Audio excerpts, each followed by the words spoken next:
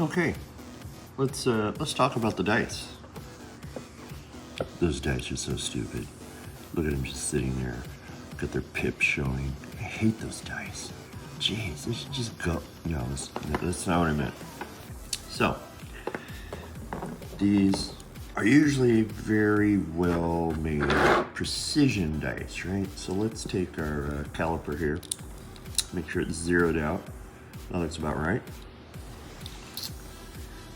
Clean out those surfaces, don't want any leftover measuring residue. So that one is 7.75, what is that? 3, 2, 3. 753. Let's see how consistent they are. Yeah, that's pretty consistent. Let's look at another one. Yeah, I'd call that about the same.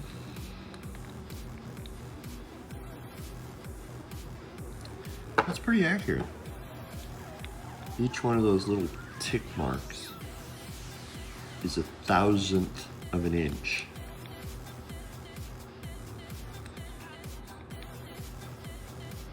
Wow. Yeah, that's accurate. You know, this set of calipers, NASA wouldn't use it, but it's pretty accurate. Okay, that's one set of dice. And we have another set of dice. These are a new set that I just bought. We'll take a closer look at how they've aged over the years. The red ones are, they've been thrown thousands of times. So that's interesting.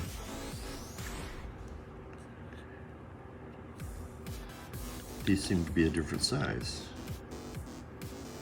So it's 0.770. Ooh, see, that one's off a little bit. That's interesting.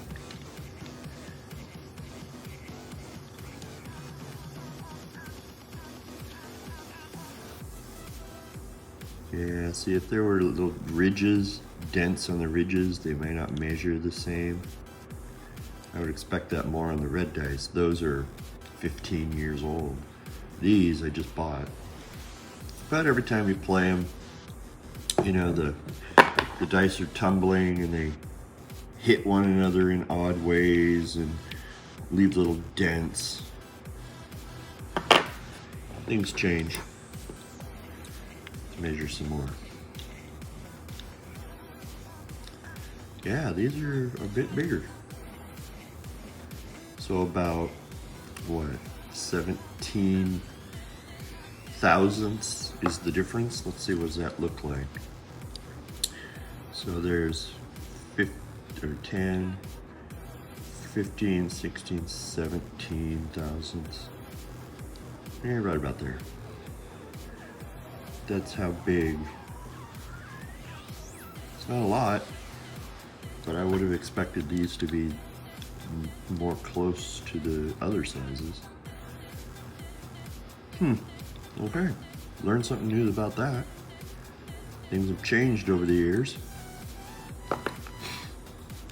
So these ones I think are more accurate. I have another set of calipers I use just for model making. These, it doesn't need to be anywhere as near as accurate. And it'll measure in millimeters.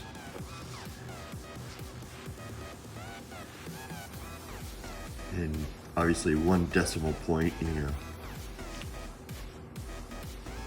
So you don't see the inaccuracies as much, right? So, good enough for model making. Vegas wouldn't use these. Let's take a closer look at an edge or a corner or a point and see how they've changed over the years between the old red dice and the newer purple dice.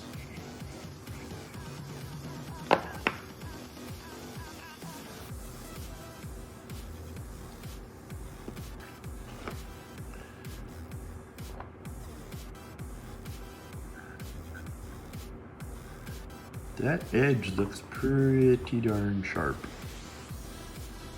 If I run my nail across it, can't even feel an edge, you know, dents or dings or chips, or there's a little bit of something right there. Let's look at one of these guys. Yeah, you can see, you can feel my nail just kind of catching. Yeah, that's a real rough edge. But for 15 years old,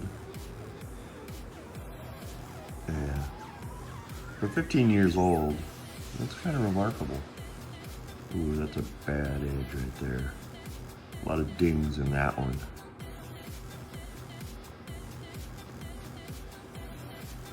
Yep, that edge too.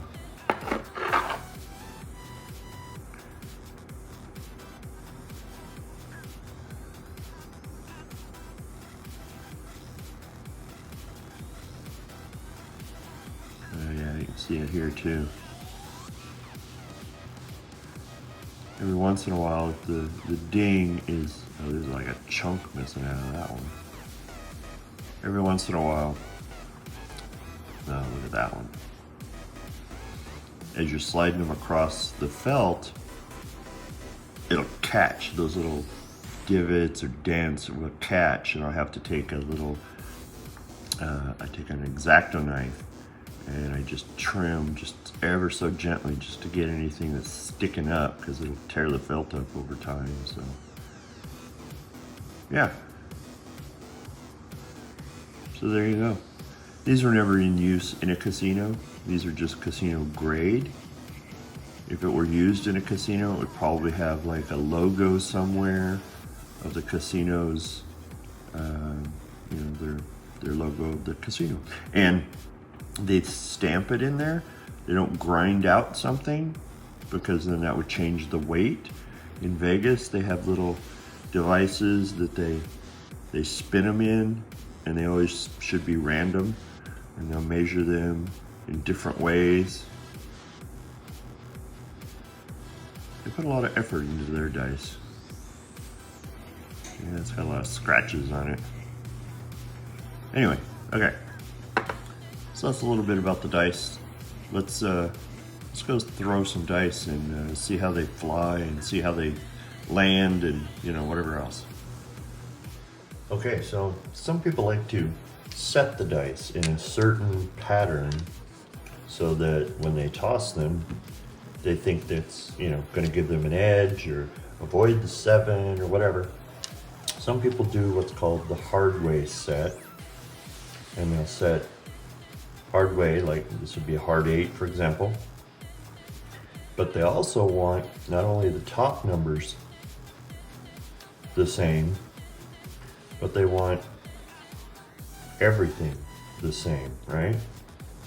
And then they pick the dice up in a certain way. There's a certain way to grab the dice, evidently, just like at the very top of the, and then they toss them. And the idea is that they fly through the air very well, you know, tied together, and then, you know, depending upon how they land, there's more chance of a good number rolling and not the 7. And there's different strategies, and I don't know them all. I'm not an expert, but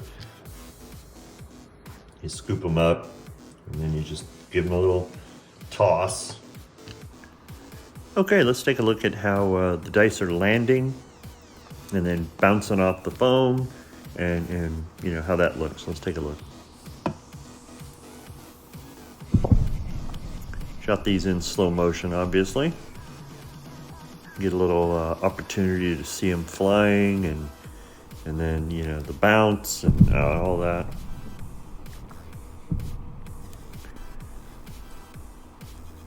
And those really took off there. They kind of tumbled a ways, didn't they? The more they roll around, the less accurate they're going to be, I guess. At least that's, you know, what some people think. Maybe they're right.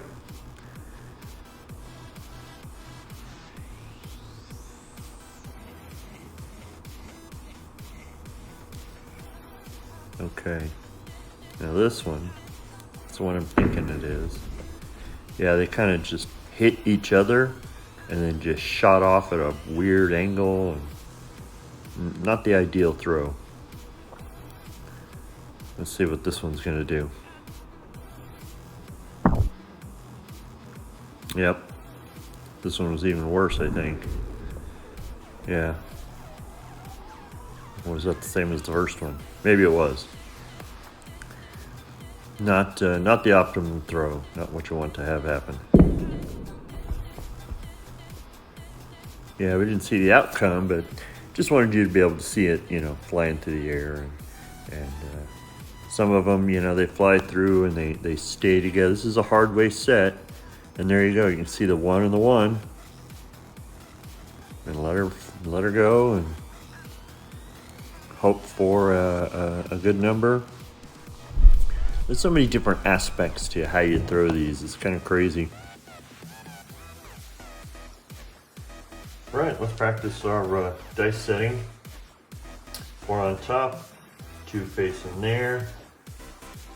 4 on top, there we go. Got them set.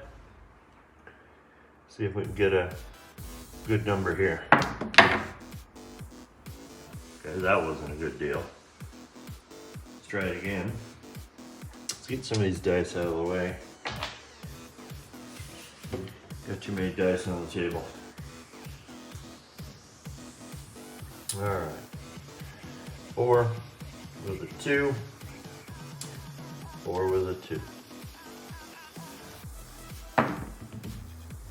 That wasn't so bad.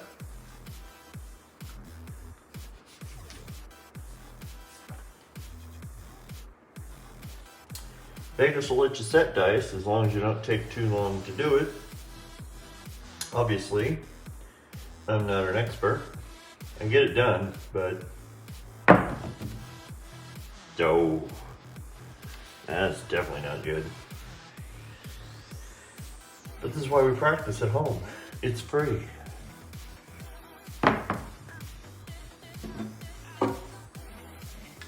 So doing the hard way set, you would think, well, you're probably going to get more hard ways, right? Well, in the hands of a real player, maybe. In the hands of me, this is what you end up with. Okay, I'll throw a few more. It's all in the technique, evidently. Okay, see how that just kind of hit and then stopped? The more it tumbles across the table, the more randomness evidently it induces, and then messes up the dice.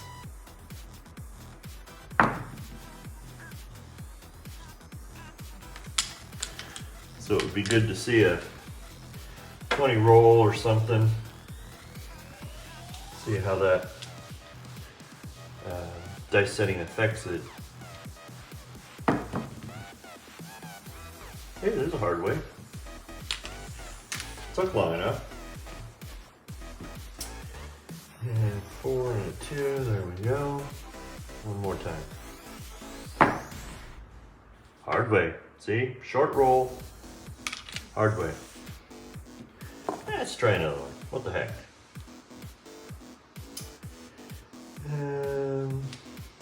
Here we go. Not bad. So, is there something to dice setting? Well, maybe here, with that not being the diamond foam stuff they have in Vegas, maybe we have an advantage. Does it work in Vegas? Maybe it does. It doesn't hurt to set the dice. It's probably not going to make it worse. Anyway, that's about all I think I have for this little video. If you enjoyed it, click like and subscribe, and we'll see you next time.